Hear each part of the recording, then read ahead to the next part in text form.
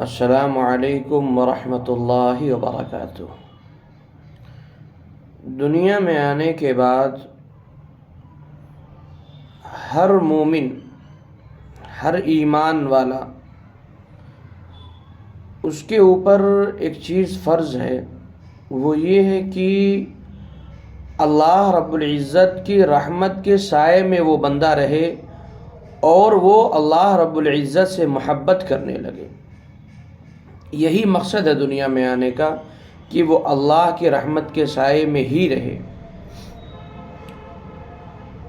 آج کچھ ایسی چیزوں کا تذکرہ ہے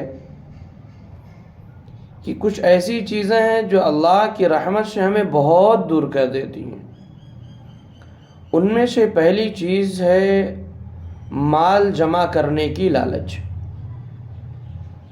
انسان کے اندر مال جمع کرنے کی لالچ پیدا ہو جائے اور وہ اس کے حقوق کو ادا نہ کرے تو یہ چیز اس کو اللہ کی رحمت سے محروم کر دیتی ہے، یہ چیز اللہ کی رحمت سے دور کر دیتی ہے۔ بات ظاہر ہے کہ جب انسان کے اندر مال جمع کرنے کی لالچ ہوگی تو وہ ان کے حقوق ادا نہیں کرے گا۔ دوسری چیز ہے بہت زیادہ ہنسنا۔ جب انسان بہت زیادہ ہنستا ہے تو اس کا دل مردہ ہو جاتا ہے، اور جس کا دل مردہ ہو جاتا ہے تو وہ دنیا میں ہی لگا رہتا ہے، اخروی زندگی کو یوں ہی وہ بھول بیٹھتا ہے۔ اور اخروی زندگی کی تیاری کرنا یہ دنیا میں بھیجنے کا مقصد ہے، ہمارا امتحان ہے یہ۔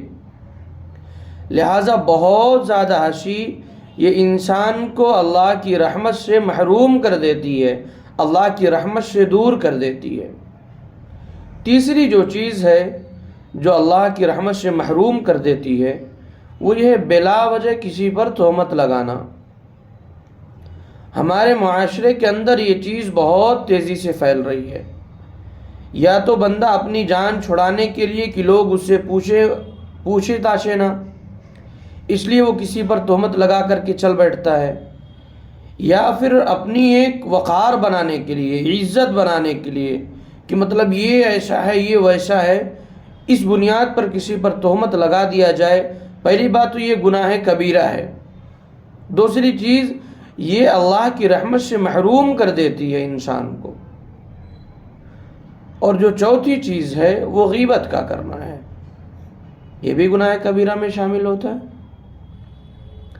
حدیث میں آتا ہے رسول اللہ صلی اللہ علیہ وسلم شب معراج یعنی عرش پر جب تشریف لے جا رہے تھے، اس وقت اللہ کے رسول صلی اللہ علیہ وسلم کا گزر ایک ایسے قبیلے پر ہوا جو لوگ اپنے ناخنوں سے اپنے چہرے کو نوچ رہے تھے۔ سوال کیا گیا، جب رسول اللہ صلی اللہ علیہ وسلم کو بتایا گیا یہ وہ لوگ ہیں جو غیبت کیا کرتے ہیں۔ تو غیبت کرنا یہ اللہ کی رحمت سے ہمیں محروم کر دیتی ہے۔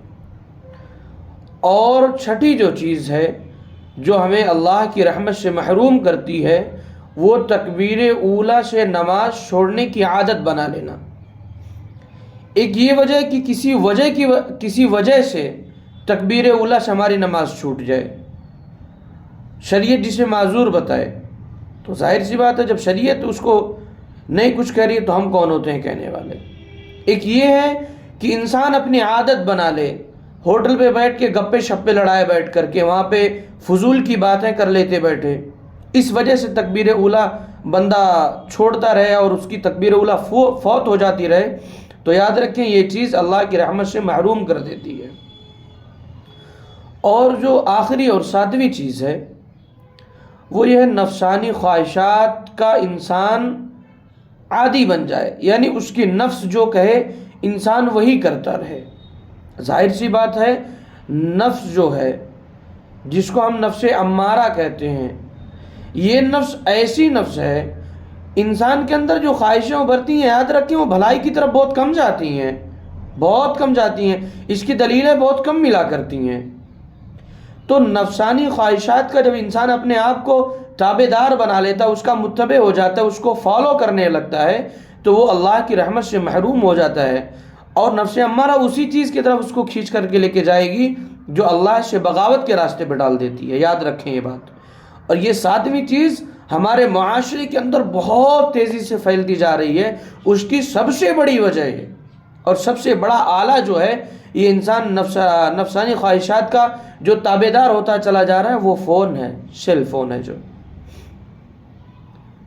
انسان اس کو اچھے طور پہ استعمال کرے، بہت اچھی چیز ہے بھائی، ذرائع بہت اچھے ہیں، اس سے بہت ساری چیزیں ایسی وجود میں آئی ہیں جس سے ہمارے بھی فائدے ہیں، دین کے بھی فائدے ہیں، دین کے بھی فائدے اس سے ہو رہے ہیں، دین کی باتیں اس کے ذریعے پہنچ جا رہی ہیں. لیکن اس کا استعمال کم ہو رہا ہے، دوسری چیزوں کا استعمال بہت زیادہ ہو رہا ہے. لہٰذا یہ آخری چیز ہم سب سے پہلے اپنے معاشرے کے اندر سے اس کو ختم کریں. جب تک یہ چیز ختم نہیں ہوگی ہم اللہ کی رحمت سے یوں ہی محروم رہیں گے. جب یہ چیز ختم ہو جائے گی ہم اللہ کی رحمت کے سائے میں آ جائیں گے.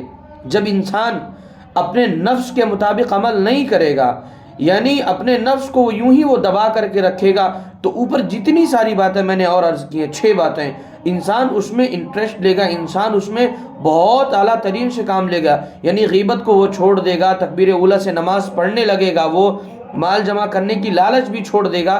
تو یہ آخری جو چیز ہے، نفسانی خواہشات کا انسان اپنے آپ کو جو تابع دار بنا لیتا ہے، اس چیز کو ختم کرے معاشرے کے اندر سے. انشاءاللہ ہم بھی اللہ کی رحمت سے ہمیشہ امید لگا کر کے بیٹھے رہتے ہیں اور بیٹھے رہیں گے جب تک یہ چیزیں ہمارے اندر پیدا ہو جائیں. یعنی ہم ان تمام چیزوں کو چھوڑ کر کے اچھی عادات اپنے اندر پیدا کر لیں. اللہ ہمیں اپنے رحمت کے سائے میں ہمیشہ لے کر کے رہے گا. اللہ تعالی ہم سب کو ان باتوں پر عمل کرنے کی توفیق عطا فرمائے.